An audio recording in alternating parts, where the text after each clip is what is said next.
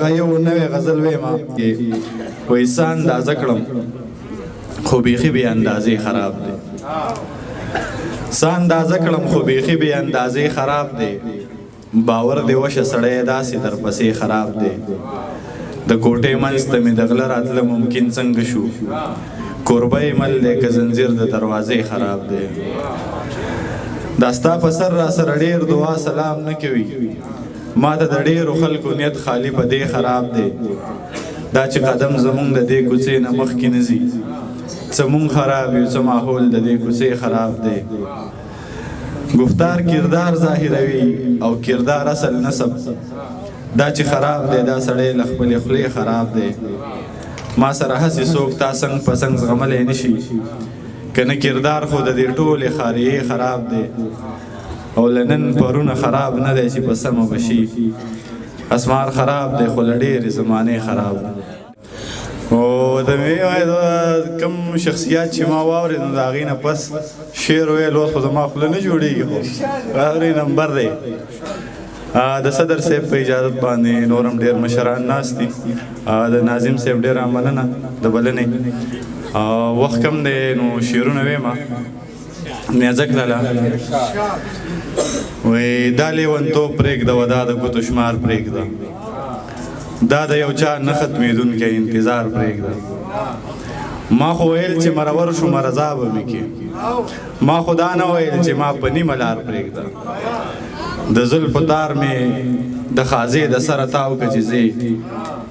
د خپېمانۍ خو مې څه نښه په مزار پرېږده قربان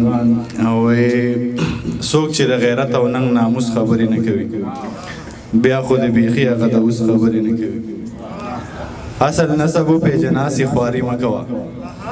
خانه طوطي وساته ټپوس خبرې نه کوي قربان اصل نسب وپېژنه هسې خواري مه کوه خانه طوطي وساته ټپوس خبرې نه کوي ما یې په قصو پسې خپل ټول کارونه پرېښي دي یار میزان په قدر کې کنجوس خبرې نه کوي او هورې ستایي نن یې لغمانۍ پیغلې لیدلې دي نن په بیانونو کې د روس خبرې نه کوي تا به مدام دا ویل اسماره خدای دې ستړی کا راشه داسې ستړی شه چې اوس خبرې نه کوي وایي لکه ازغی چې راشي چرته کې د خپې لاندې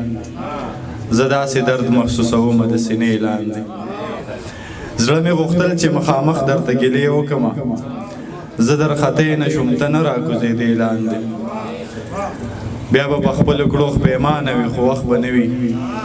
یار به مې ټیټې سترګې ځي د جنازې لاندې او مثال یې دا لکه غلاف چې په کعبه راخور وي ښایست د پیغلې مقدس وي د ګورخې لاندې زه د یو غمه تښتېدم غمونه ونیولم اسماره ما باندې هم شپه شوه د ناوې لاندې نیازک لاله قربان یو شعر ډالۍ ده دغه ثواب او ګناه څه ته وایي دغه شعر ډالۍ ده